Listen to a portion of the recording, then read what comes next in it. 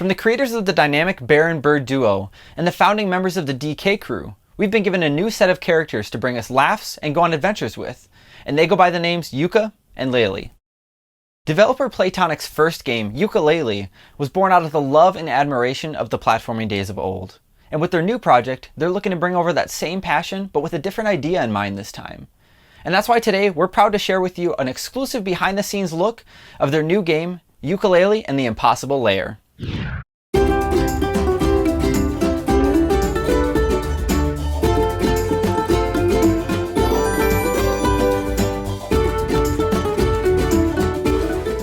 We've just become more, taken another step away from being this really small niche studio to being a studio which can have a few more grander ambitions, take its time a bit more and, you know, not rush forwards.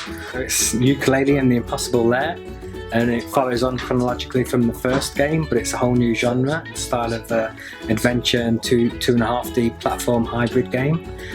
Capital B, as we saw him at the end of the last game, he got trapped in a grand home that no one had ever seen the inside of, and that's where we kick off this game. He's taken over, you know, as bad guys tend to do. They don't let things be, no pun intended. There's the existing Queen Bee of the Royal Stingdom. She's in need of a couple of heroes to come and help defeat Capital B. He's created an impossible lair, so should they even start trying? Yeah, they should. With the help of a B team, which they have to rescue and find it within the 2D levels and go on this quest to restore. This B shield can give them some extra hits on the impossible lair, and it's up to players to see how many they're actually going to need before they can get through this and bring Capital B and his evil hive mind plans to an end. So straight away we've brought out all the same themes again. So you've got the pages turning up, you've got the quills, the kind of collectibles you can have. We brought back and added new context to some of the old stuff as well. So you may see some familiar faces, but they're in slightly new amended roles. Like the ghosts from the first game, the Ghost Writers, they've all come back and manifested themselves as different kind of special pickups in the levels that test different abilities. And for us as well, it's been kind of like a fun challenge. We want to have this like common set and familiar set that our core fans can come back to and see them return, and see what we're doing with different things over and over. We've completely taken the structure and ripped it apart for what is traditionally we call it the A to B 2D platformers. So you play a course, there's a start, an end, and plenty of fun in between, hopefully. And they traditionally take you on a linear path from the start of the game with a few slight deviations and through to the end of the game. This game, you can start and beat the game straight away if you're very, very skilled. If not, you have to go on a quest. So we've added this side quest onto the entire game, which takes you around an overworld, which influences and changes up the 2D levels, gives them alternative states. The 2D levels can in return expand and grow the overworld, so you're on this cycle of explore, find new 2D levels and grab what you can from them and use that to then expand the overworld some more and find even more 2D levels. So the structure's completely changed. We wanted to get that kind of familiar 2D gameplay that anyone can pick up and play, take a while to master and get really good at the game. But at any point in time, you can go back and you can try and beat the final lair, the impossible lair, or you can carry on trying to just complete the entire quest, go off the beaten path and find all the secrets. So the structure of the game is completely new, changing the levels, merging it with an overworld, so it's this kind of top-down 2D hybrid platform as well. Actually in 2D there's no room for error, everything has to be so precise. As soon as you simplify the gameplay a little like that, then everything has to be perfect. In 3D you can get away with certain things, and you know, a 3D camera, 2D camera, now everything changed, and all of a sudden we realised we had some moves which were naturally a good fit for the 2D gameplay, and lots of other things we had to trial and error and go through a lot. And even halfway through the project we did some big changes to the feel of the core moveset, the special abilities. We put some secret moves in there as well, and combinations for people to find. But no, it's a totally different mindset, and it's not a simpler mindset at all. Really glad to have David and Grant both back helping out with things again. They're just great to have their creative influences around as well, and David's focuses on the 2D levels and Grant the overall and exploration. They're both good natural fits for what they're good at. It's an awesome soundtrack. It's like a dream soundtrack again.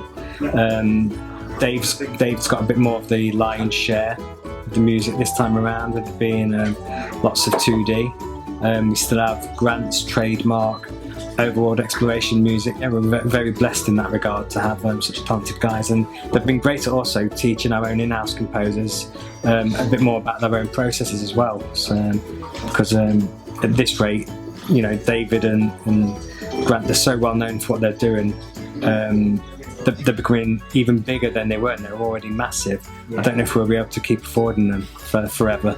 It's a lot more approachable, this style of game. It's less having in a 3D platform. You kind of have to go and find your next challenge all the time. It's a very time-consuming game, whereas on this game it's a lot quicker to go and find whatever you need to do next. So yeah, hopefully it's more accessible and it appeals to a broader audience.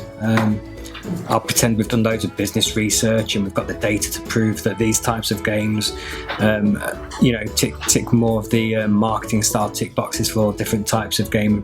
We don't do that though. We just make really something we think is going to be really fun and people will find engaging. We try and take an approach of, like Nintendo themselves do with their games, that a game can be for anybody, any skill level. And if we didn't capture attention first time around, we're going to try and just continue doing what we're doing and enjoy to do, and hopefully it pays off second time around, or we'll just keep wearing people down basically until we'll make so many of these games with these characters that they just have to buy them sooner or later. Switch has been the lead target platform for us from a technical standpoint from day one.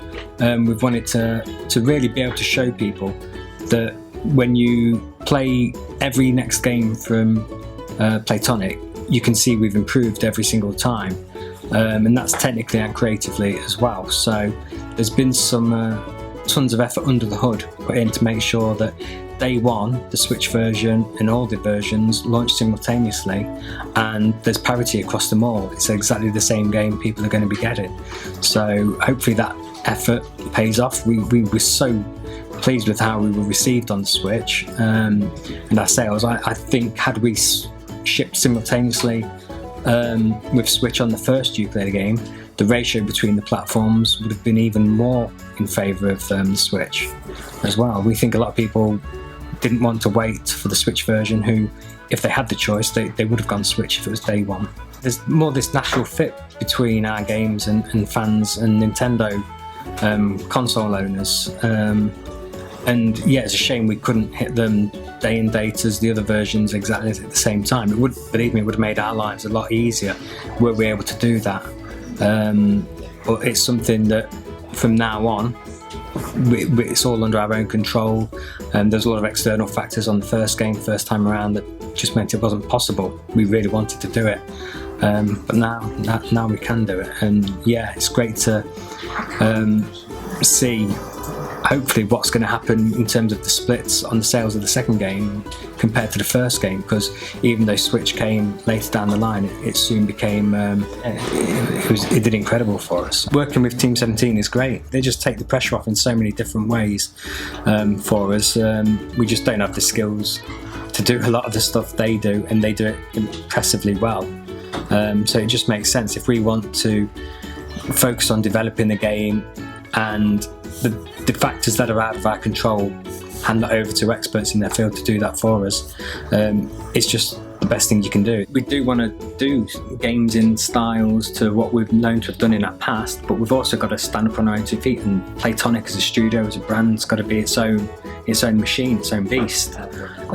So we'll be looking to try and do a bit of both in a way that makes sense, though, in terms of no more are we ever going to be moving ahead saying, hey, we're doing a spiritual successor to this game we've previously done. Everything we do from this point on is a brand new concept for us, unshackled, but hopefully there's plenty of crossover without us having to say it or try and achieve it with stuff we've done in the past as well. There's a lot of asks for doing certain genres and certain styles of game based on what we've done in the past. There's opportunity for us to do that and a bit of something unexpected, something new as well, and play and experiment a bit more with the other characters that people may have come across but not necessarily seen them as the stars of the games themselves just yet. So hopefully we can surprise in some nice ways moving forward.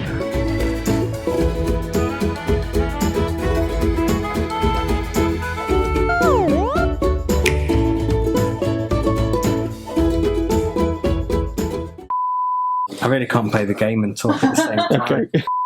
No, cut that. That's I can edit this, so don't worry.